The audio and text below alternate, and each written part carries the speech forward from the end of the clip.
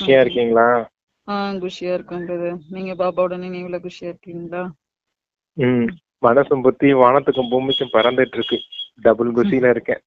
சரி சரி, ரொம்ப மகிழ்ச்சி. அந்த அளவுல ம். இருக்கோம். ம். இப்ப 8/7/2024 முரளிக்கான கேள்வி பதில்களை பார்க்கலாம் பிரதர். சொல்லுங்க. ஃபர்ஸ்ட் கொஸ்டின், பாபாவின் எந்த பார்வை உறுதியானது? குழந்தைகள் நீங்கள் எதனை பக்காவா செய்யணும் அப்படின்னு பாபா கேக்குறாங்க. எந்த ஆத்மாக்கள் எப்படி இருந்தாலும் அனைவரும் என் குழந்தைங்க தான். எனவே குழந்தாய் குழந்தாய்ன்னு சொல்லிட்டு இருக்காரு பாபா. இந்த விஷயத்துல பாபாவின் பார்வையில மிக உறுதியா இருக்காரு. நீங்கள் ஒரு பொழுதும் யாரையும் குழந்தாய் குழந்தாய் என சொல்ல முடியாது. நீங்க இந்த ஆத்மா நமது சகோதரராக பாருங்க, சகோதரரோடு பேசுங்க. இந்த பார்வை உறுதியாகும் பொழுதுதான் இதன் மூலமாக ஆன்மீக அன்பு ஏற்படும். குற்றமான தவறான எண்ணங்கள் விலகி போயிடும். நிந்தனை செய்வோர் கூட நண்பர்களாக ஆகிடுவாங்க அப்படிங்கிறாங்க பாபா. ரெண்டே உறவு தான் இந்த உலகத்துல உங்களுக்கு. பிராமண வாழ்க்கையில ரெண்டே உறவு தான். ஒண்ணு தந்தை, நாம் பரமாத்மா, மற்ற எல்லாரும் சகோதர ஆத்மாக்கள். இந்த ரெண்டு உறவு தான் உங்களுக்கு அப்படிங்கறத சொல்றாங்க. மற்றபடி கணவன் மனைவி குழந்தைங்க அம்மா அப்பா யாருமே உங்களுக்கு கிடையாது. பிராமணரா மாறிட்டீங்கன்னா புது ஜென்மம் வந்தாச்சு. பழைய ஜென்மம் சூத்திர ஜென்மம், இது பிராமண ஜென்மம். பிராமண ஜென்மத்துல ரெண்டே உறவு தான். இத நீங்க கன்ஃபார்ம் பண்ணிக்கோங்க. இதுதான் பிக்ஸ்டு அப்படிங்கறத சொல்ற இந்த பிறவிக்கு. இப்படி பார்க்கும்போது சகோதர ஆத்மான்னு பார்க்கும்போது அவங்க கிட்ட நீங்க ஆன்மீக அன்போடு இருக்க முடியும் அப்படிங்கறத சொல்றாங்க. அங்க பற்றுதல் இருக்காது அப்படிங்கறதையும் சொல்லிட்டு அவங்கள நீங்க அனுசரிச்சு போவீங்க. அங்க கோபமோ வெறுப்புணர்வோ எதுவும் வராது அப்படிங்கறத சொல்றாரு. அப்ப இந்த ரெண்டு உறவு தான் உங்களுக்கு இங்க அப்படிங்கறத நல்லா பிக்ஸ் பண்ணி புரிஞ்சுக்கோங்க அப்படிங்கறத சொல்லியிருக்காங்க அப்பா.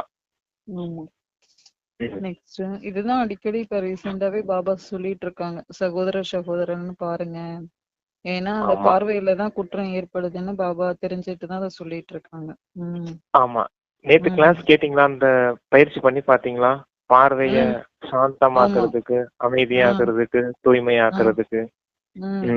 கோபம் ஏன் எங்க வருது? வார்த்தையில அடக்க முடியுமா, மனசுல அடக்க முடியுமான்னு பயிற்சி பண்ணீங்களா?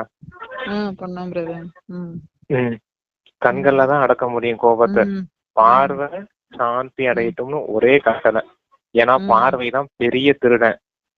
நம்ம எல்லா பொக்கிஷங்களையும் இழந்ததுக்கு காரணமே அந்த திருடன் தான். அந்த திருடனை வச்சுதான் மறுபடியும் எல்லா பொக்கிஷங்களையும் அடையணும். பக்தியில கூட சொல்லியிருக்காங்க இல்லையா, முல்லை முள்ளால் எடு அப்படின்னு. முதல் முள்ளே கண்ணுதான். கண்ணுல இருக்க முள்ள முதல்ல எடுக்கணும். அங்க அந்த கண்ணுல இருக்க முள்ள முதல்ல எடுக்காம மற்ற இடத்துல எல்லாம் தேடிக்கிட்டு இருக்கோம். இங்க சரி பண்ண மற்ற இப்ப ஒரு இடத்துல முள்ளு குத்தி இருக்கு, குத்துன இடத்துல இருக்க அந்த முள்ளை எடுத்துட்டு அந்த இடத்துல மருந்து போட்டாதானே அந்த காயம் சரியாகும். குத்துன இடத்த விட்டுட்டு மற்ற இடத்துல எல்லாம் போய் தேடிட்டு அங்க மருந்து போட்டுட்டு இருந்தா சரியாகுமா? அப்ப இந்த பார்வைங்கிறது தான் முதல் முள்ளு. இத முதல்ல எடுத்து சரி பண்ணிட்டுனா மத்த எல்லா இந்திரியங்களும் தன்னால அடங்கும். இப்ப பார்வைக்கு அதிக முக்கியத்துவம் கொடுக்கணும். அதான் சொல்லிட்டு இருக்காங்க. நெக்ஸ்ட், ஆகாஷ்வாணியின் அர்த்தம் என்ன என்று பாபா கேக்குறாங்க. அதுக்கு என்ன ஆன்சர் அப்படின்னா, ஆன்மீக தந்தையின் பெயர் என்ன? சிவன் என்று நிச்சயமாக நம்ம சொல்லுவோம். அவர் அனைவரது ஆன்மீக தந்தையா இருக்காரு. அவரையே கடவுள்னு சொல்றோம். குழந்தைங்க நீங்களும் நம்பர் பிரகாரம் புரிந்திருக்கிறீங்க. ஆகாஷ்வாணின்னு சொல்றாங்க. ஆனால் இந்த ஆகாஷ்வாணி யாருடையது? சிவபாபாவின் உடையது. இந்த வாய் ஆகாஷ தத்துவம் என்கின்றார். ஆகாய தத்துவத்திலிருந்து அனைத்து மனிதர்களுடைய சப்தமானது வெளிப்படுது. அனைத்து ஆத்மாக்களும் தமது தந்தையை மறந்து விட்டிருக்காங்க. அநேக விதமான மகிமை செய்யறாங்க. ஆனால் ஒன்றையுமே தெரிஞ்சுக்கிறது இல்ல அப்படிங்கிறாங்க பாபா. வாய் தான் ஆகாஷ்வாணி. வாணினா என்ன? சத்தம். ஆகாயத்துல இருந்து வரக்கூடிய சத்தம் அப்படின்றதுதான் பொருள். இப்ப எஃப்எம் ரெயின்போ கூட இருக்குது, ஆகாஷ்வாணின்னு. எஃப்எம் ரெயின்போ அப்படின்னு சொல்லுவாங்க. அதுதான் வாயில இருந்து வரக்கூடிய சத்தம் ஆகாயத்துல இருந்து வருது அப்படிங்கறதுதான் அர்த்தம். அது ஆகாயத்துல இருந்து வந்தது யாரு? இந்த பரமாத்மா, இந்த பிரம்மாவுடைய உடம்புக்குள்ள. அந்த பிரம்மாவுடைய உடம்புல இருந்து வெளியே வருது பாத்தீங்களா சத்தம். ஆகாயத்துல இருந்து வந்த பரமாத்மா பிரம்மாவுடைய வாயை பயன்படுத்தி அவர் மூலமா கொடுக்கக்கூடிய சத்தம். அததான் வந்து ஆகாஷ்வாணின்னு சொல்லிட்டாங்க. அந்த ஞானம் தான் ஆகாஷ்வாணி அப்படிங்கறத சொல்றாங்க அப்பா இங்க.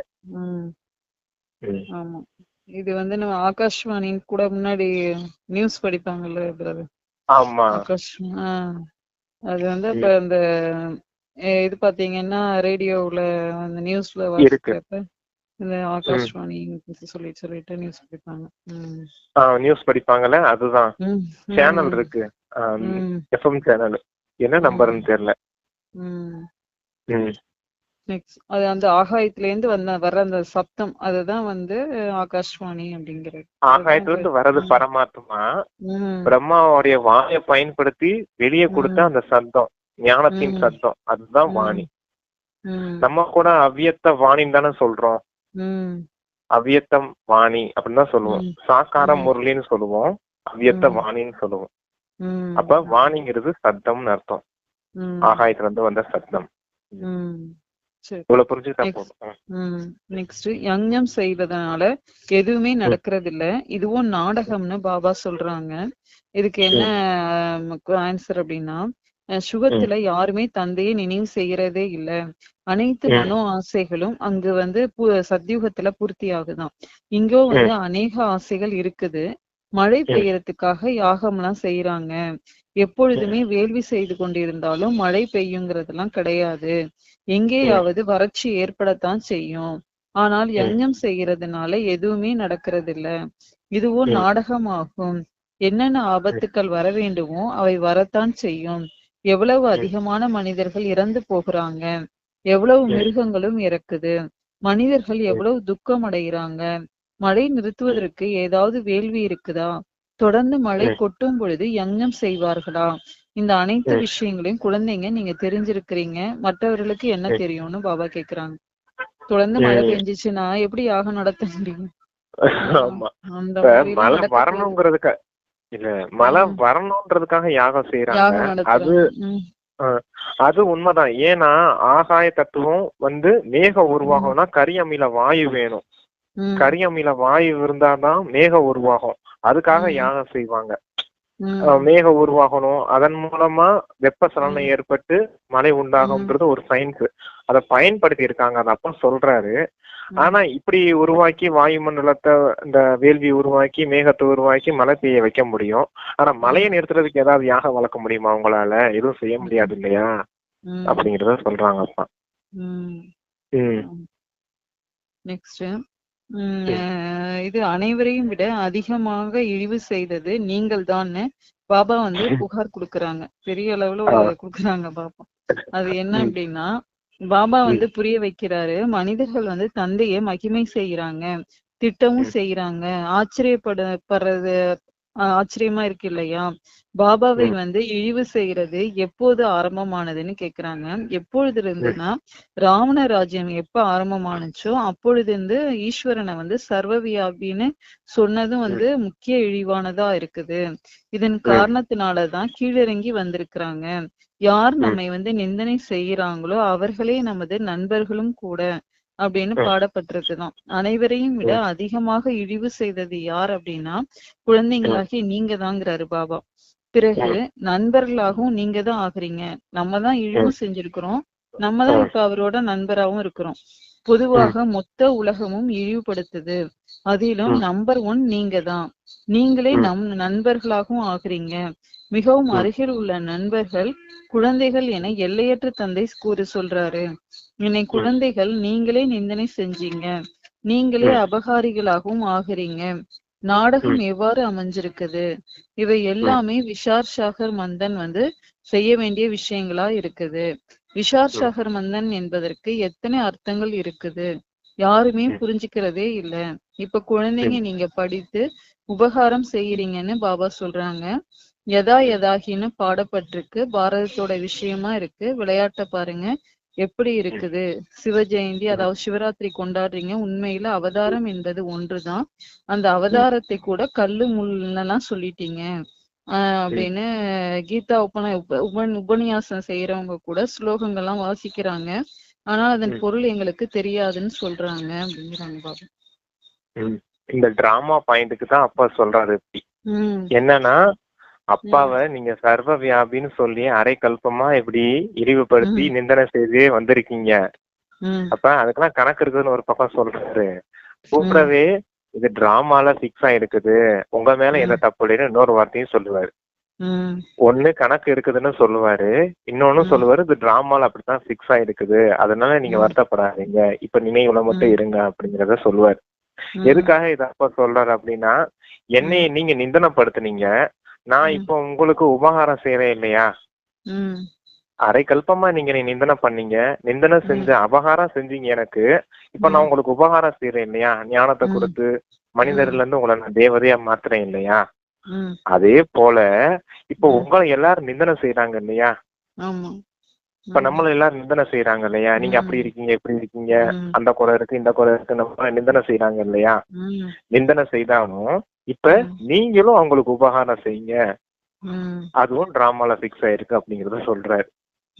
என்னைய நிந்தனை செஞ்சவங்களுக்கு நான் உபகாரம் செஞ்சிருக்கேன், தந்தைய ஃபாலோ பண்ணணும் இல்லையா, நீங்க ஃபாலோ ஃபாதர் பண்ணணும் இல்லையா, என்ன போலவே நீங்களும் உங்களை நிந்தனை செய்யறவங்கள நீங்க அவங்கள நண்பர்களா ஏத்துக்கிட்டு நீங்க அவங்களுக்கு உபகாரம் செய்யுங்க அப்படிங்கறத சொல்றாரு.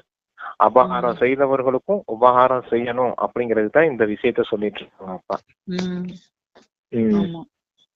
அதிகமா இழிவு செஞ்சது நம்மதான் பாபா.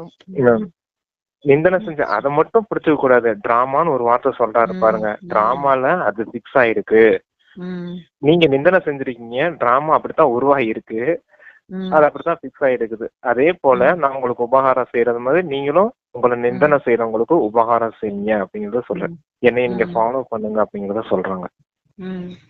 நெக்ஸ்ட், எப்படிப்பட்ட குழந்தைகளாக இருந்தாலும் பாபாவின் பார்வையில அவர்கள் யாரை ஒரு பொழுதும் இழிவு செய்யறதே இல்ல அப்படின்னு பாபா கேக்குறாங்க. 2 கொஸ்டின் அதுல இருக்கு.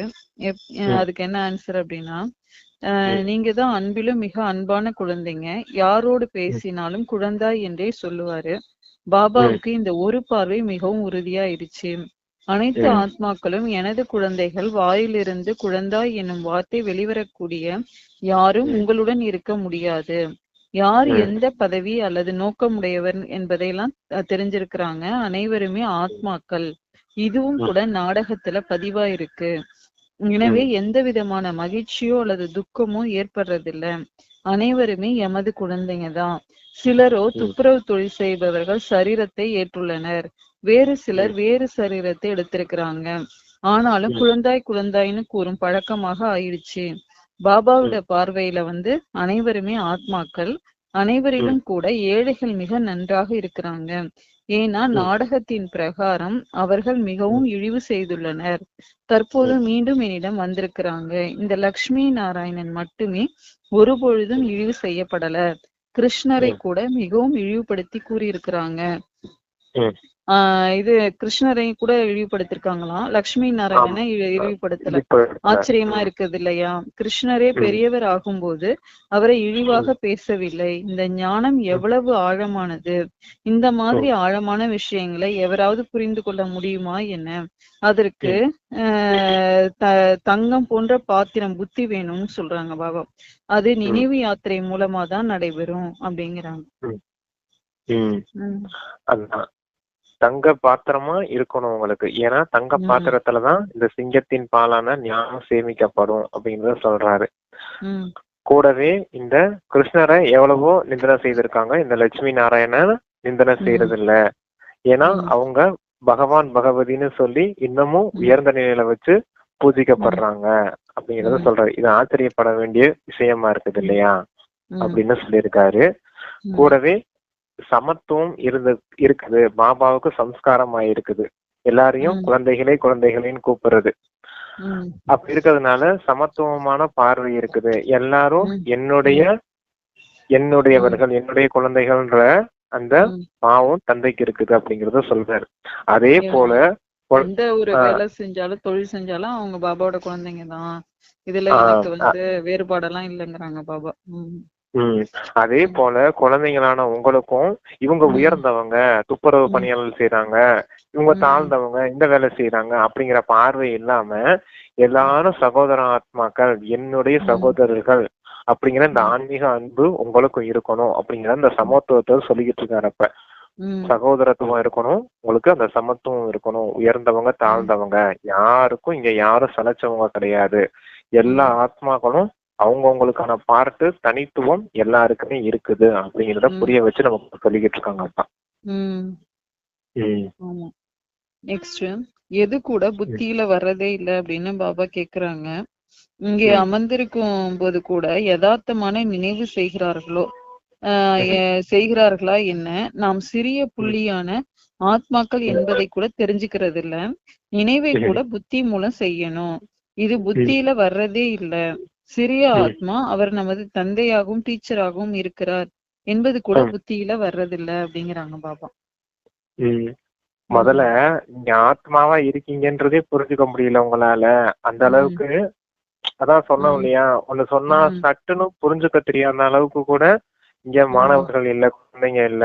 ஆனா அப்படிப்பட்ட குழந்தைகள் மீதுதான் தந்தையின் பார்வை விழுகுது. தந்தைக்கு அவங்களதான் ரொம்ப பிடிச்சிருக்குது. ஆனா அவங்களுக்கு பாவனை நிறைய இருக்குது, பக்தியின் பாவனை இருக்குது, தந்தை மீது அன்பெல்லாம் இருக்குது. ஆனா அவங்களால அதை புரிஞ்சுக்க முடியறது இல்ல. அப்ப இது நல்ல பயிற்சி பண்ணணும் அப்படிங்கறத சொல்றாரு. ஆத்மான்னு புரிஞ்சுக்கணும். ஆத்மா ஒளிப்புள்ளி ரூபத்துல இருக்குது, தந்தையும் அதே ஒளிப்புள்ளி ரூபத்துல இருக்காரு. நமக்கு இந்த சரீரம் கிடைச்சிருக்கு, ஒளிப்புள்ளியா இருந்தாலும் நம்ம இங்க பார்த்து பண்றதுக்காக நமக்கு சரீரம் கிடைச்சிருக்கு. ஆனா தந்தைக்கு சரீரம் இல்ல, அவர் பரந்தாமத்துல இருக்காரு அப்படிங்கிற இந்த புத்தியின் இணைப்பு இணையும் போதுதான் பாவ கர்மங்கள் அழியும். இது குழந்தைங்க புரிஞ்சுக்கிறது இல்ல, நீங்க தான் பிராக்டிஸ் பண்ணி புரிய வைக்கணும் அப்படிங்கறத சொல்றாரு. நெக்ஸ்ட், உங்களுக்கு நீங்களே இரக்கம் காட்டி கொள்ளுங்க அப்படின்னு பாபா சொல்றது என்ன?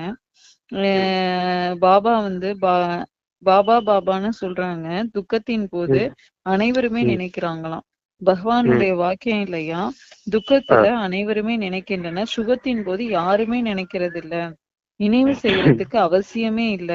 இங்கு துக்கத்தை தரும் ஆபத்துக்கள் அதிகம் ஏற்படுது. கடவுளை இரக்கம் கொள்வீர், கிருபை செய்வீர் என சொல்லி நினைவு செய்யறாங்க. இப்ப கூட குழந்தைங்க ஆகுறாங்க, பிறகு எழுதுறாங்க, கிருபை செய்யுங்க, சக்தி தாருங்க, இரக்கம் காட்டுங்க, இரக்கம் காட்டுங்க, இதெல்லாம் இருங்க சொல்றது. இப்போது கூட குழந்தைங்க ஆகுறாங்க, பிறகு கிருபை செய்வீங்க என கூறி நினைவு செய்யறாங்க. கிருபை சக்தி தாருங்க, இரக்கம் காட்டுங்கன்னு. ஆனால் பாபா சொல்றாரு, சக்தியை யோக பலத்தின் மூலம் தான் நீங்க எடுத்துக்கொள்ளணும். உங்களுக்கு நீங்களே இரக்கம் காட்டுங்க, உங்களுக்கு நீங்களே ராஜ்ய திலகம் இட்டுக்கொள்ளுங்க. எப்படி உங்களுக்கு நீங்களே கொடுத்து கொள்ள முடியும் என்பதற்கான வழியை சொல்றேன். டீச்சர் படிப்பதற்கான வழியை தான் சொல்லுவாரு. மாணவர்களுடைய வேலை படிப்பது, அறிவுரைப்படி நடக்கிறது. டீச்சர் என்பவர் குருவாக ஆக முடியும் இல்லையா? கிருபை ஆசீர்வாதம் தர்றதுக்கு யார் நல்ல குழந்தைங்களோ அவங்க முயற்சியில ஓடுவாங்க. ஒவ்வொருவருக்கும் சுதந்திரம் உண்டு, எவ்வளவு முடியுமோ அவ்வளவு ஓடலாம். நினைவு பயணம் ஓடுதலா இருக்குது அப்படிங்கிறாங்க. ஆமா, நினைவு ஓட்டப்பந்தயமா இருக்குது, நினைவின் ஓட்டப்பந்தயம் செய்யணும் நீங்க அப்படிங்கறத சொல்றாரு. இங்க கிருபை ஆசீர்வாதம் செய்யறதுக்கான விஷயம் எல்லாம் கிடையாது. நீங்க இந்த யோக பலத்தின் மூலமா, இந்த புத்தியின் தொடர்பு மூலமா தான் நீங்க அந்த சக்தியை அடைய முடியும். உங்களுக்கு தேவையான சக்திய அப்பா கிட்ட இருந்து அடையணும் அப்படின்னா நீங்க ஆத்ம உணர்வுல இருக்கணும். இருந்து பரந்தாமத்துல புத்தி இணைக்கும் போது தந்தை உங்களுக்கு சக்தி கொடுப்பாரு அப்படிங்கறத சொல்றாரு. தந்தை ஆல்ரெடி சக்தி கொடுத்துக்கிட்டே தான் இருக்காரு. நம்ம ஆத்ம உணர்வு இல்லாம தேக உணர்வுல இருக்கிறதுனாலதான் நமக்குள்ள அந்த சக்தி அனுபவம் செய்ய முடியறது இல்ல. அதனாலதான் எப்பவுமே ஆத்ம உணர்வுலே இருங்க, ஆத்ம அபிமானி பயிற்சி செய்யுங்க அப்படின்னு சொல்றதுக்கெல்லாம் காரணம் என்ன? நமக்குள்ள அப்பாவுடைய அந்த சக்தி, அந்த குணங்கள் தாரணை ஆகணும்னா முதல்ல ஆத்மாங்கிற ஸ்திதி இருக்கணும் அப்படிங்கறத சொல்றாங்க அப்பா. இங்க கிருபை வேண்டதுக்கான ஆசீர்வாதம் செய்யறதுக்கான விஷயம்லாம் இல்ல. இங்க ஆசிரியர் கிருபை காட்டுவாரா, எனக்கு மார்க் கொஞ்சம் ஜாஸ்தியா போட்டு எனக்கு கொஞ்சம் கிருபை காட்டுங்க, ஆசீர்வாதம் செய்யுங்க, கருணை செய்யுங்க, இரக்கம் செய்யுங்கன்னு இது கேட்க வேண்டிய அவசியம் இருக்குதா? டீச்சர் அப்படின்னா கேட்பீங்களா அப்படின்லாம் சொல்றாரப்பா. டீச்சர் கருணை எல்லாம் காட்ட மாட்டாரு. நல்லா படிச்சீங்கன்னா நல்ல மார்க் போடுவாரு, நல்லா படிக்கலைன்னா அதுக்கேற்ற மாதிரி மார்க் தான் போடுவாரு. ஏன்னா தந்தைங்கிற உறவு மட்டும் இல்ல, அப்பா வரல, தந்தையாவும் வந்திருக்காரு, ஆசிரியராவும் வந்திருக்காரு, சத்குருவாவும் வந்திருக்காரு. அப்ப இந்த 3 பார்ட்டுக்கான மகத்துவம் இருக்குது. அதுக்கு உண்டான மரியாதைய குழந்தைகள் புரிஞ்சுக்கிட்டு அது வழிபடி நடக்கணும் அப்படிங்கறத சொல்றாரு அப்பா. உங்களுக்கு நீங்களே இரக்கம் காட்டிக்கீங்க அப்படிங்கிறாங்க. ஆமா. நெக்ஸ்ட், உங்களுக்கு மனிதர்கள் அங்கங்கள் ஒவ்வொன்றும் எப்படிப்பட்டதாக தற்போது இருக்குது அப்படின்னு பாபா கேக்குறாங்க. என்ன ஆன்சர் அப்படின்னா, ஒவ்வொரு ஆத்மாவும் தனித்தனியானது, சகோதர சகோதரி என்ற உறவும் விடுபட்டுள்ளது. சகோதர சகோதரன்னு பார்த்தால் கூட தவறான பார்வை விடுபடுறதில்ல, அது தன்னுடைய வேலையை செய்து கொண்டிருக்குது. இந்த சமயத்துல மனிதர்களுடைய அங்கங்களும் உடல் உறுப்புகள் அனைத்துமே குற்றமுடையதா இருக்குது. யாரையாவது எட்டி உதைத்தால், கோபப்பட்டால் குற்றமுள்ள அங்கமாக ஆகிவிடுகிறது இல்லையா? இவ்வாறு ஒவ்வொரு உடல் உறுப்புமே தவறானதா ஆகிடுது.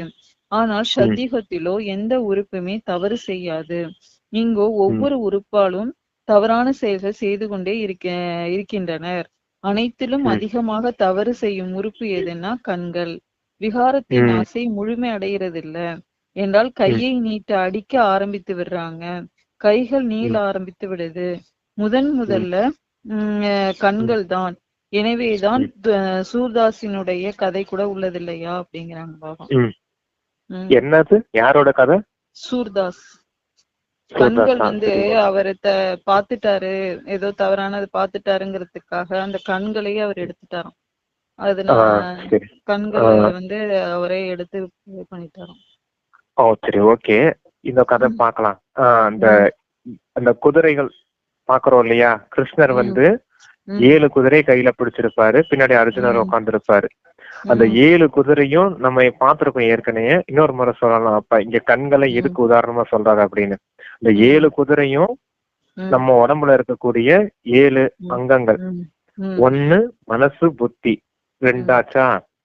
மீதி இருக்க 5 கண்ணு, காது, மூக்கு, வாயி, தோல்.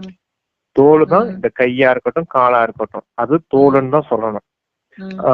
பிறப்பு உறுப்பு அதுவும் தோலுன்னு தான் சொல்லணும். இந்த தோல் சம்பந்தப்பட்ட உறுப்பு இது 3. அப்ப இந்த 7 உறுப்புகள் இருக்கு இல்லையா, கண்ணு, காது, மூக்கு, வாயு, தோல், மனம், புத்தி. இந்த 7 குதிரைகளை தான் கிருஷ்ணர் கையில பிடிச்சிருக்கிறது மாதிரி காமிச்சிருக்காங்க ரதிகனா. அப்ப இந்த உடம்பு தான் மொத்தமா இந்த 7 குதிரைகளா இருக்குது.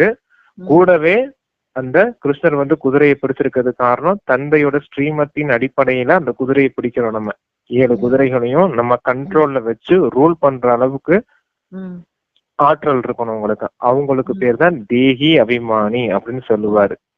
ஆத்மா ரதிகனா இருந்து இந்த தேர ஓட்டக்கூடியவனா இருக்கணும் அப்படிங்கிறது தான் சொல்லுவாரு அப்பா.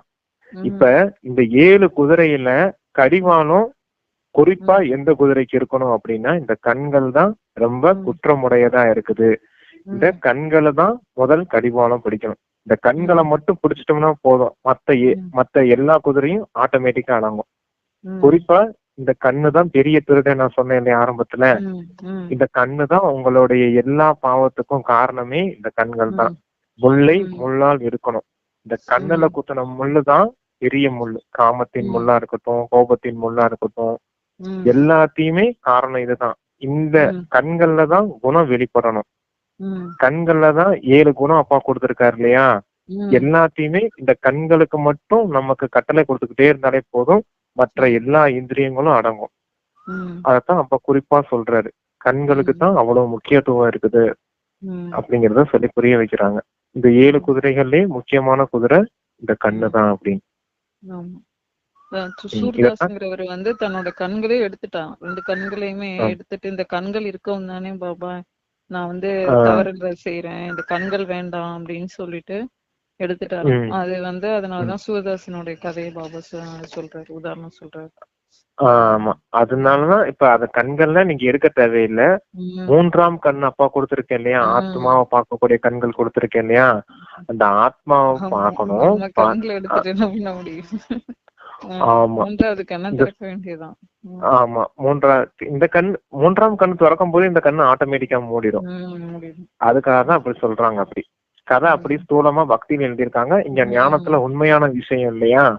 அப்ப 3ஆம் கண்ணு திறக்கும் போது ஆத்மாவை பார்க்கக்கூடிய பழக்கம் வந்துருச்சுன்னா இந்த ஸ்தூலமா தேகத்தை பார்க்கக்கூடிய கண்கள் மறைஞ்சிடும் அப்படிங்கறத சொல்றாரு அப்பா.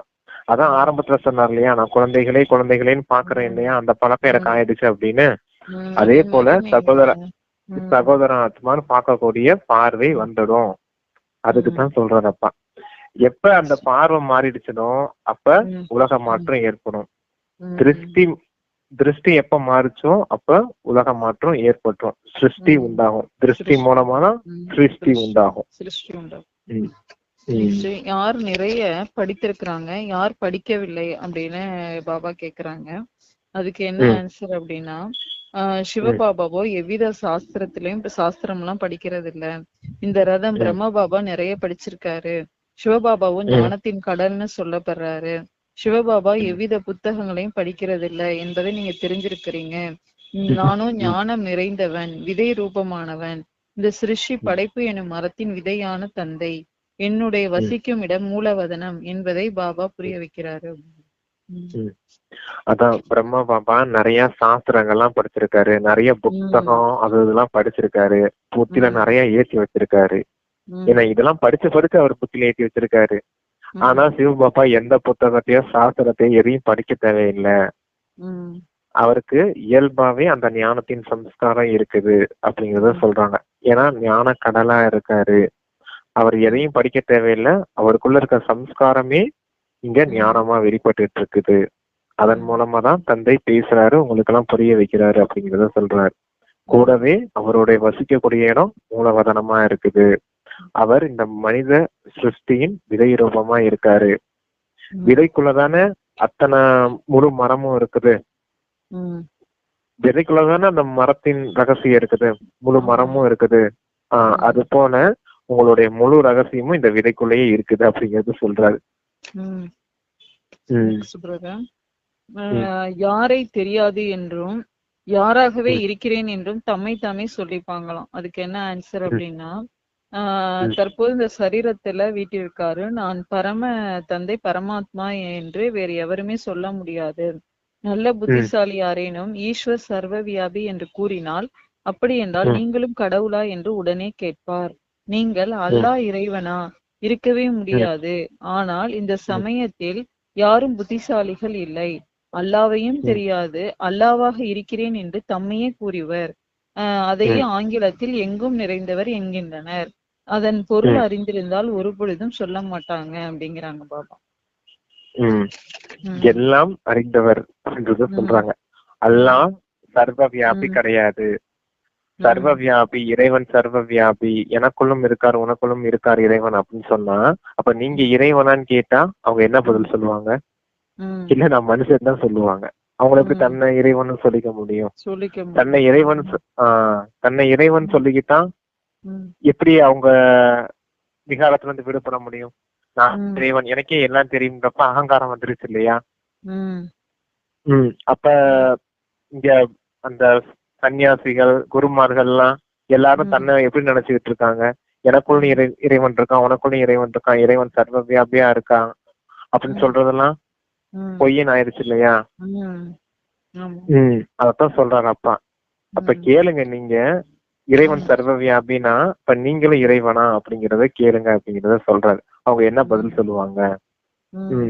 இதனுடைய அர்த்தத்தையே புரிஞ்சுக்கிறது இல்ல. பரமாத்மா இறைவன் ஒருத்தர் தனிப்பட்டவரா இருக்காரு, நம்ம ஆத்மாங்கிற விஷயத்தையே புரிஞ்சுக்கிறது இல்ல அப்படின்றத சொல்றாங்க அப்பா. நெக்ஸ்ட் பிரதர், சிவ ஜெயந்தியிலிருந்து எந்த ஜெயந்தி வருகின்றது அப்படின்னு பாபா கேக்குறாங்க. சிவபாபாவின் ஜெயந்தியிலிருந்து புது உலகின் ஜெயந்தி, அதில் தூய்மை சுகம் சாந்தி அனைத்துமே வந்துடுது. சிவ ஜெயந்தியிலிருந்து கிருஷ்ண ஜெயந்தி, அதிலிருந்து தசரா ஜெயந்தி. சிவ ஜெயந்தியிலிருந்து தீபமாலையின் ஜெயந்தி, சிவ ஜெயந்தியிலிருந்து சொர்க்கத்தின் ஜெயந்தி. அனைத்து ஜெயந்திகளும் வந்துடுது. இந்த புதிய விஷயங்கள் அனைத்தையும் பாபா வந்து புரிய வைக்கிறாரு. சிவ ஜெயந்தியிலிருந்து சிவாலய ஜெயந்தி, வைஷ்யாலயம் மறைந்து போனது. அனைத்து புதிய விஷயங்களையும் பாபா புரிய வைக்கிறாரு. சிவ ஜெயந்தியிலிருந்து புதிய உலகத்தின் ஜெயந்தி, உலகில் அமைதி வேண்டும் என விரும்புறாங்க இல்லையா? நீங்கள் எவ்வளவு நல்ல முறையில புரிய வைத்தாலும் விழித்து கொள்றதே இல்ல, அஞ்ஞான இருள்ல உறங்கிட்டு இருக்காங்க அப்படிங்கிறாங்க பாபா. இங்க சிவ ஜெயந்தி, கிருஷ்ண ஜெயந்தின்னு சொல்லிட்டு இது வைசியாலயம் அப்படிங்கறத சொல்றாரு. இது வைசியாலயமா இருக்குது. சிவ ஜெயந்தி எப்ப வந்துருச்சோ அப்ப அந்த வைசியாலயம் முடிவுக்கு வந்துருச்சு. சிவ ஜெயந்தி சிவனின் அவதாரம் ஆயிடுச்சு அப்படின்னா சிவன் கொடுக்கக்கூடிய ஞானத்தின் அடிப்படையில எல்லாருக்கும் ஜென்மம் கிடைக்குது. இந்த ஜென்மத்தின் அடிப்படையில எல்லாரும் இந்த கிருஷ்ண ஜெயந்திய, கிருஷ்ண ஜெயந்திங்கிறது எங்க இருக்கு? சத்தியுகத்துல இருக்குது. கிருஷ்ணன் பிறகுந்தா தானே சத்தியுகத்தின் ஜெயந்தி கொண்டாட முடியும். அப்ப புதிய உலகம் ஆரம்பிச்சிருச்சு. ஃபர்ஸ்ட் சிவ ஜெயந்தி கொண்டாடணும், அப்புறமேல கிருஷ்ண ஜெயந்தி கொண்டாடணும் அப்படிங்கறத சொல்றாரு. அப்ப சிவ ஜெயந்திங்கிறது இந்த அவதாரம் சங்கம யுகத்தில் நடக்கக்கூடிய விஷயம். சத்தியுகத்துல கிருஷ்ண ஜெயந்தி கொண்டாடுறது வந்து சத்தியுகத்துலதான் இருக்குது அப்படிங்கறத சொல்றாரு. கடவுள் நெக்ஸ்ட் கொஸ்டின், கடவுளையே நிந்திக்கும் போது எங்களை நிந்தித்ததால் ஒன்றுமில்லை அப்படிங்கிற கொஸ்டினுக்கு என்ன ஆன்சர் அப்படின்னு பாத்தீங்கன்னா, பக்தி செய்து செய்து ஏணிப்படியில கீழே இறங்கிட்டே இருக்காங்க. பாபா சொல்லிருக்காரு, நான் வந்து அனைவருக்கும் சத்கதியை அளிக்கிறேன்.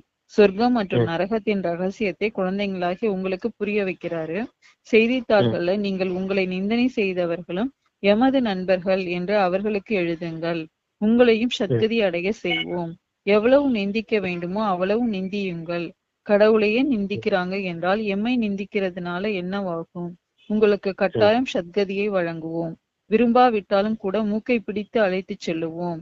பயப்பட வேண்டிய அவசியம் இல்லை. எதை செய்தாலும் கல்பத்திற்கு முன்னால் செய்திருக்கிறீங்க. பிகுக்களாகிய நாங்கள் அனைவருமே வந்து சத்கதியை அடைய செய்வோம். நல்ல முறையில புரிய வைக்கணும் அப்படிங்கிறாங்க பாபா. நம்மதான் சொல்லிட்டு இருக்காரப்பா, என்னதான் நடந்தாலும் இறுதியில நான் உங்களை கண்டிப்பா கூட்டிட்டு போயே தீருவேன். உங்களை அடிச்சு உடைச்சாது என்ன அது மூக்க பிடிச்சாது கண்டிப்பா இழுத்துட்டு போய் தான் ஆகணும். ஏன்னா அதுதான் டிராமால பிக்ஸ் ஆயிருக்கு அப்படின்னா நீங்க கண்டிப்பா இந்த காரியத்தை செய்யணும் அப்படின்னு சொல்றாரு. புரிய வைக்கிறாருப்பா நமக்கு. இது என்னன்னா, பிரம்மா பாபா வந்து நியூஸ் பேப்பர்ல போட்டாங்கல்ல, நிந்தனை செஞ்சிருக்காங்கல்ல. அப்ப கடவுளே நிந்தனை செஞ்ச போது என்ன ஒன்னும் நிந்தனை செய்யறது பெருசு இல்லைன்னு பாபா அதை பெருசாவே எடுத்துக்கல. நிந்தனை செய்தவங்களையும் நண்பர்களாதான் பார்த்தாராம். அவங்கள வந்து அதுக்கப்புறம் அவங்களே வந்து மறுப்பு செய்தியும் போட்டாங்களாம், அவங்க பாபாவோட எதிர்ப்பு தெரிவிக்காததுனால. அததான் பாபா இங்க மென்ஷன் பண்ணிருக்காரு. அதனால நீங்க எவ்வளவு சொன்னாங்க. போன கல்பத்துல என்ன நடந்துச்சோ அதேதான் இந்த கல்பத்துல நடக்குது. அடுத்து வர கல்பத்திலயும் உங்க இதே பாட்டு தான் பண்ண போறாங்க என் முன்னாடி. இதுக்காக நான் ஏன் வருத்தப்படணும்? நிந்தனை செய்யறவங்க எல்லாம் என்னுடைய நண்பர்கள் தான். முதல்ல ஆரம்பத்துல சொன்னார் இல்லையா, அபகாரம் செய்தவர்களுக்கும் நான் உபகாரம் செய்யணும் அப்படின்னு. அதுதான் அபகாரம் செய்தாங்க, என்னைய நிந்தனை செய்தாங்க, நான் திருப்பி அவங்களுக்கு உபகாரம் செய்யறேன் அப்படிங்கறத சொல்றேன். கடவுளே நிந்தனை செய்யும்போது நமக்கு அதை பத்தி நம்ம என்ன பண்ணக்கூடாது. நீங்க அப்ப வந்து நாங்க உங்களுக்கு கண்டிப்பா நாங்க சத்கதியை வழங்குவோம், நாங்க உங்களை அழைச்சிட்டு போவோம் அப்படிங்கறது நான் பிரம்மகுமார் நீங்க சொல்லணும் அப்படின்னு சொல்லியிருக்கேன் பாபா. அதுதான் ஒரு 5 கான்வெகேஷன் பார்த்தோம் இல்லையா போன கிளாஸ்ல. முழு உலகமும் உங்களை பழி சொல்லும், அதுதான் முதல் கான்வெகேஷன். 2வது, நீங்க நிக்கிறதுக்கு 3 அடி நீளம் கூட கொடுக்க மாட்டாங்க, நீங்க நின்னு பேச கூட யாரும் வாய்ப்பு கொடுக்க மாட்டாங்க, எல்லாரும் விரட்டுவாங்க நம்மள.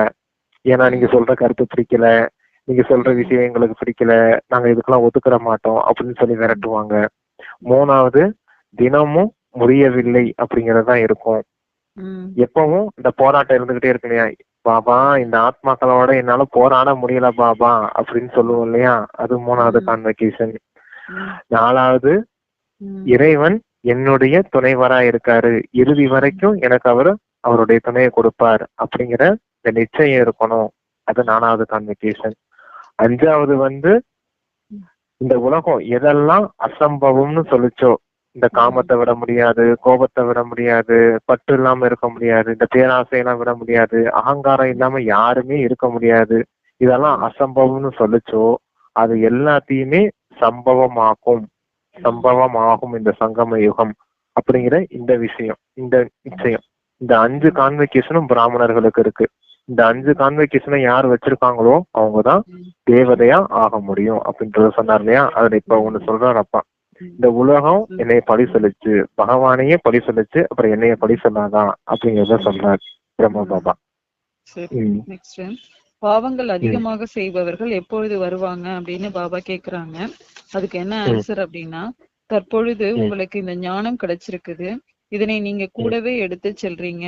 யாரு எடுத்துக்கொள்றது இல்லையோ அவர்களும் நாடகத்தின் பாகம் உள்ளது, அதே பாகத்தை நடிப்பாங்க. கணக்கு வழக்கை முடித்து கொண்டு வீட்டுக்கு சென்று விடுவாங்க.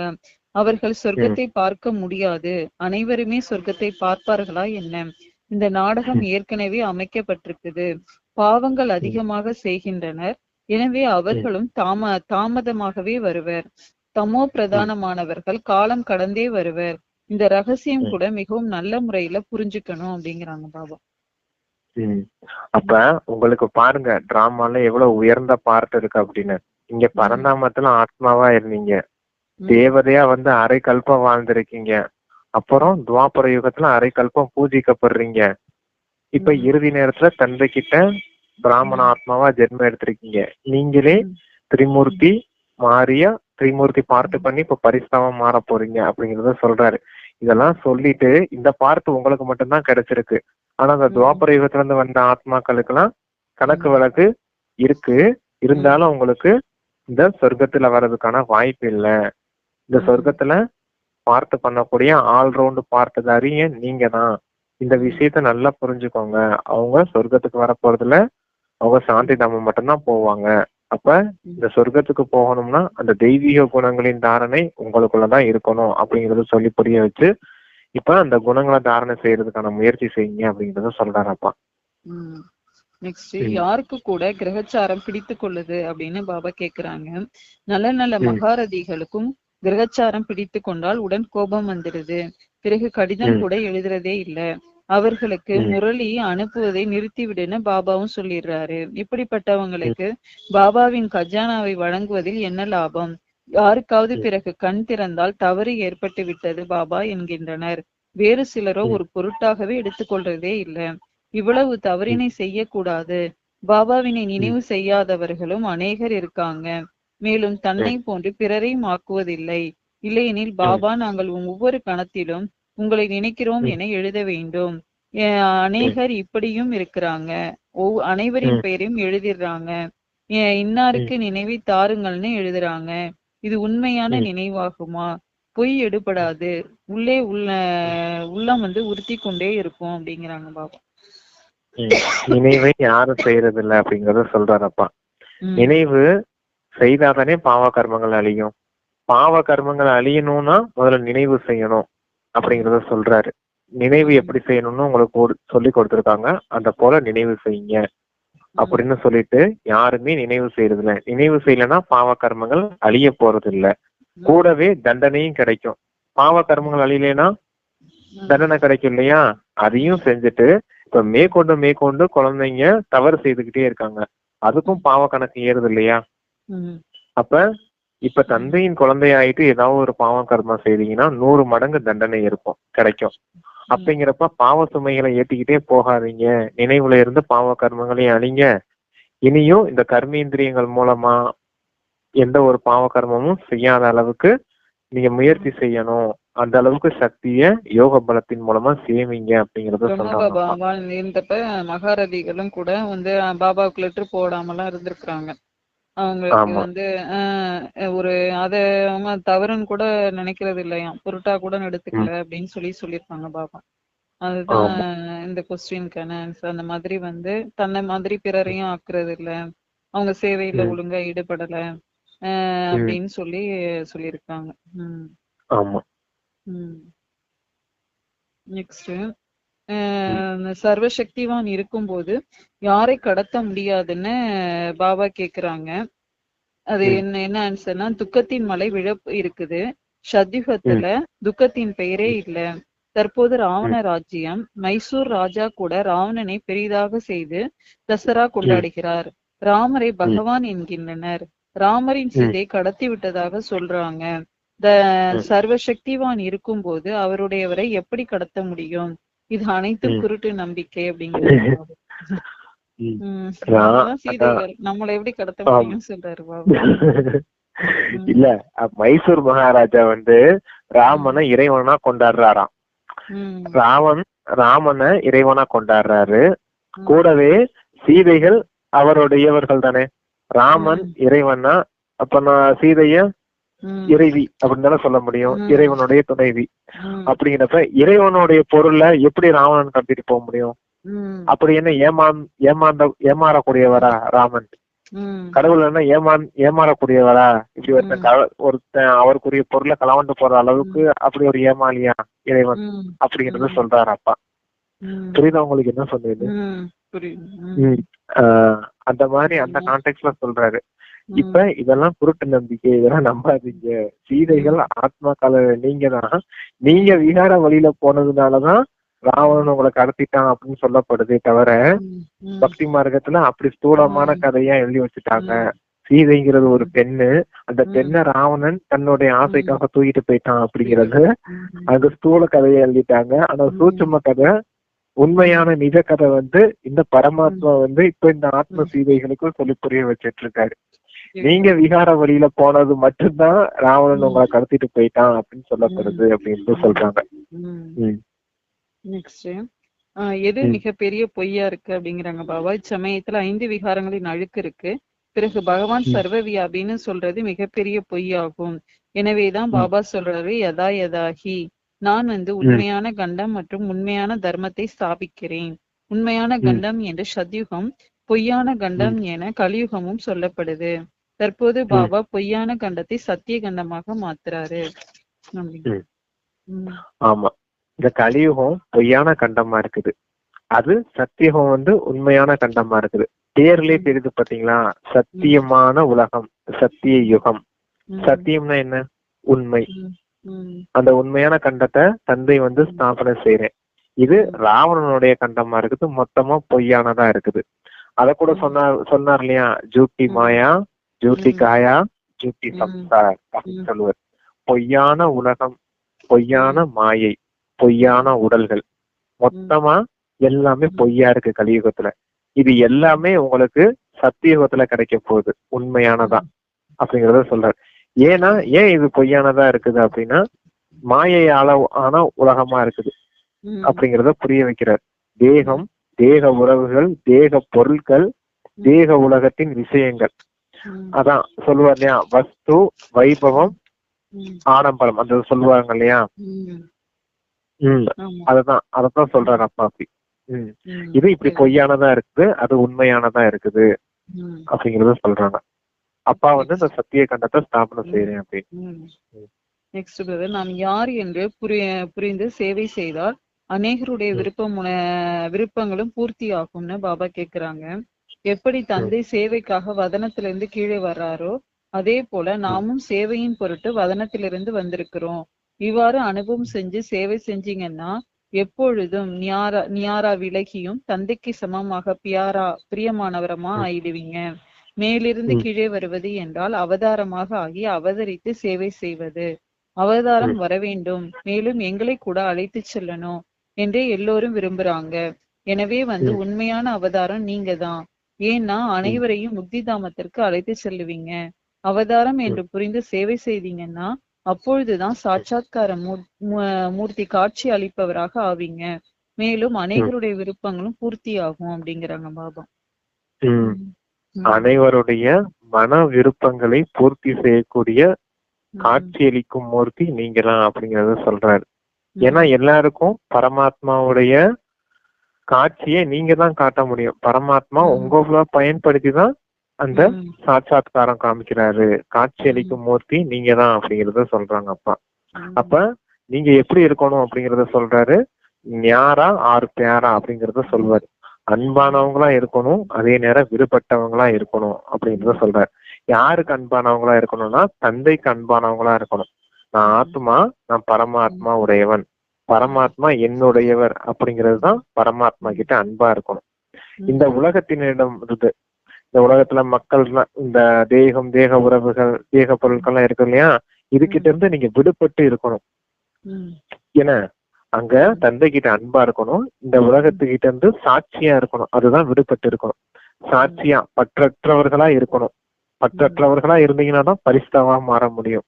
அதான் அன்பாவும் இருக்கணும், அதே சமயம் உங்ககிட்ட விடுபட்டும் இருக்கணும். இந்த ஸ்திதியில இருந்து நீங்க அவதாரம்னு புரிஞ்சுக்கிட்டு காட்சி அளிக்கும் மூர்த்தியா இருக்கணும் நீங்க அப்படிங்கறத சொல்றாங்க அப்பா. பக்தி மார்க்கத்திலேயே அவதாரம் சொல்லுவாங்கல்ல. யாராவது ஆமா. இறைவனுடைய அவதாரம் கிடைச்சிட்டா வந்தா அவங்கதான் ஆ, காப்பாத்துவாங்க நம்மள அப்படின்னு சொல்லி இது இருக்கு. அந்த மாதிரி ஆமா. நீங்கதான் அந்த அவதாரம், நீங்கதான் எல்லாரையும் காப்பாத்த வந்திருக்கிறீங்க அப்படின்னு புரிஞ்சுக்கங்க அப்படிங்கிறாங்க பாபா.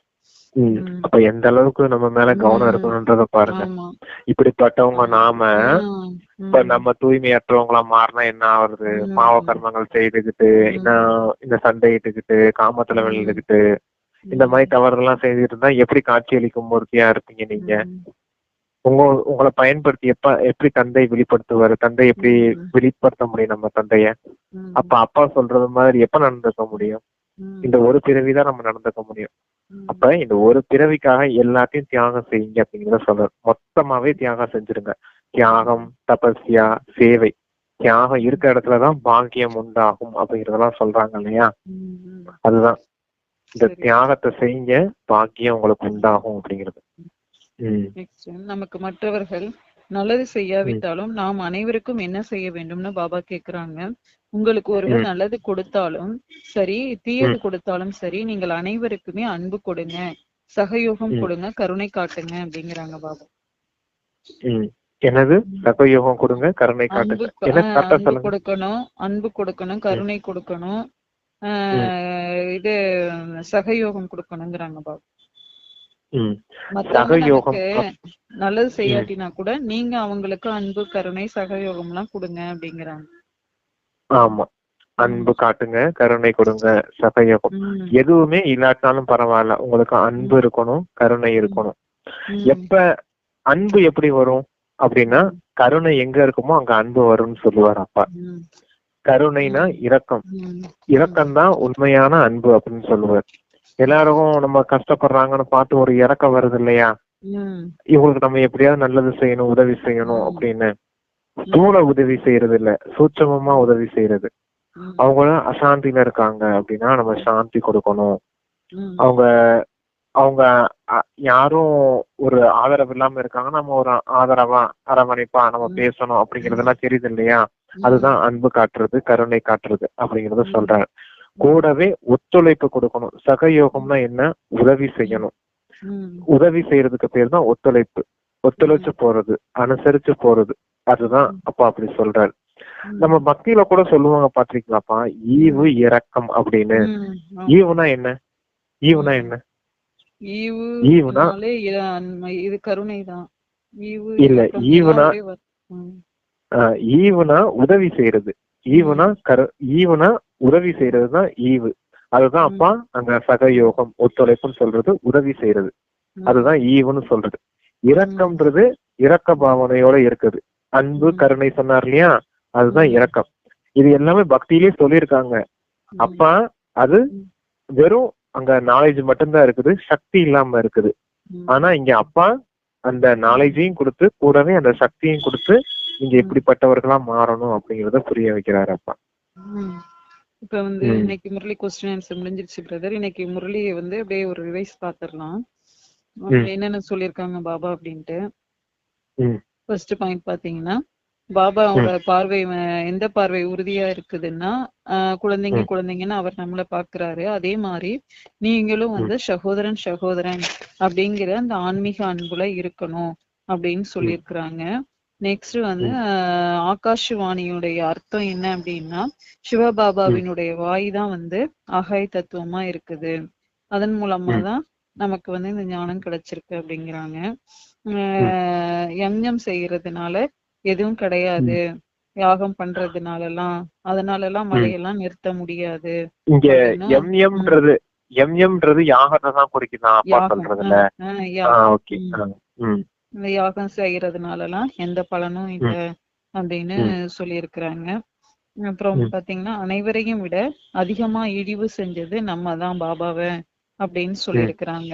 நம்ம தான் அவரை இழிவும் செஞ்சிருக்கிறோம். அதே சமயத்துல இப்ப அவருடைய நெருக்கத்துல நண்பர்களா இருக்கிறதும் நம்ம தான் அப்படிங்கிறத சொல்லியிருக்கிறாங்க.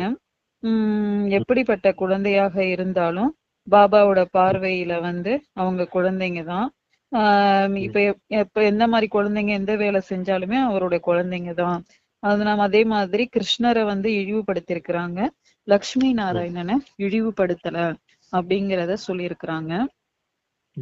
எது வந்து நம்ம வந்து ஒரு ஆத்மா, நம்ம வந்து நம்ம ஒரு சின்ன புள்ளி, அதே மாதிரி அப்பாவாவும் ஆசிரியராவும் இருக்காரு, அவரும் ஒரு புள்ளியாதான் இருக்கிறாரு அப்படிங்கிறது கூட நம்ம புத்தியில வர்றதில்ல அப்படிங்கிற பாயிண்டும் சொல்லியிருக்கிறாங்க.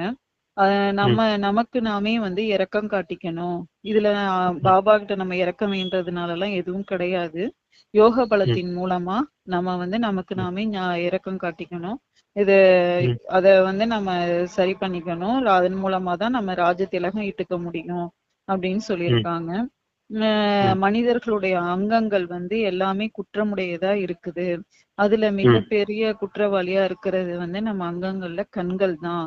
அதனால கண்களுடைய பார்வையை வந்து நம்ம மாத்திக்கணும் அப்படின்னு சொல்லியிருக்காங்க. பிரம்ம பாபா வந்து அதிகமா படிச்சிருக்காரு, ஆனா சிவபாபா வந்து இயற்கையாவே ஞானக்கடலா இருக்காரு அப்படிங்கறதையும் பாபா சொல்லியிருக்காரு. இது வந்து கடவுளை வந்து தெரியாதுன்னு சொல்றாங்க, அதே சமயத்துல நான் கடவுளாவே அல்லாவாவே இருக்கிறேன் அப்படின்னு சொல்லிக்கிறாங்க. இந்த மாதிரி எல்லாம் மனிதர்கள் இருக்காங்க அப்படிங்கிறாங்க பாபா, எதையுமே புரிஞ்சுக்காம இருக்காங்க அப்படின்னு. சிவ ஜெயந்தியில இருந்து நம்ம இப்ப வந்து பாத்தீங்கன்னா புது உலக ஜெயந்தியும் நம்ம கொண்டாடுறாங்க. சிவ ஜெயந்தில இருந்து எந்த ஜெயந்தி வருதுன்னா புது உலகத்தோட ஜெயந்தியும் வருது. கடவுளையே நிந்திக்கும் போது ஏன் உங்களை நிந்திக்கிறதுனால ஒண்ணும் இல்ல அப்படின்னு பாபா சொல்றாங்க. அது அந்த மாதிரி எல்லாம் நிந்தனை ஏற்படும் உலகத்துல அப்படின்னு சொல்லியிருக்கிறாங்க. நெக்ஸ்ட் வந்து பாவங்கள் அதிகமா செய்யறவங்க வந்து தாமதமா தான் வருவாங்க, தமோ பிரதான உலகத்துலதான் வருவாங்க அப்படின்னு சொல்லியிருக்காங்க. மகாரதிகளுக்கு கூட கிரகச்சாரம் பிடிக்குது, அவங்க கூட அகங்காரத்துல எல்லாம் வந்துடுறாங்க அப்படின்னு சொல்லியிருக்காங்க. சர்வசக்திவான் இருக்கும்போது எந்த சீதையும் வந்து கடத்த முடியாது ராவணன் அப்படின்னு பாபா சொல்லியிருக்காரு. வந்து சர்வவியாபின்னு சொன்னதுதான் மிகப்பெரிய பொய் அப்படின்னு பாபா சொல்லியிருக்காரு. நம்ம வந்து அவதாரம்னு நீங்க புரிஞ்சுக்கிட்டு சேவையை செஞ்சீங்கன்னா அநேகருடைய விருப்பங்களும் பூர்த்தியா ஆகும், அநேகருடைய ஆசீர்வாதமும் கிடைக்கும். நீங்க அவதாரம்னு புரிஞ்சுக்கிங்க அப்படின்னு சொல்லியிருக்காங்க. நமக்கு வந்து மத்தவங்க கெடுதல் செஞ்சா கூட நீங்க அனைவருக்கும் நன்மையை செய்யுங்க, அன்பு காட்டுங்க, கருணை காட்டுங்க, சகயோகம் கொடுங்க அப்படிங்கிறாங்க பாபா. இன்னைக்கு ஃபுல் முரளியில இந்த பாயிண்ட் தான். ஆமா, என்ன கடைசி பாயிண்ட் அப்படின்னா, நம்மகிட்ட வழக்க பேச்சு வழக்குல கூட சொல்லுவாங்க, உனக்கு கொஞ்சம் கூட ஈவு இறக்கம் இல்லையாடா அப்படின்னு கேட்பாங்கல்ல.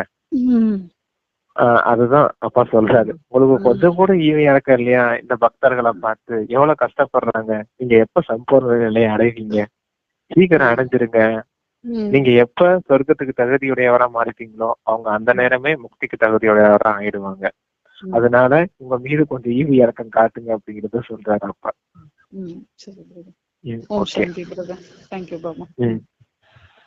ஓம் சாந்தி. தேங்க்யூ. நன்றி பாபா.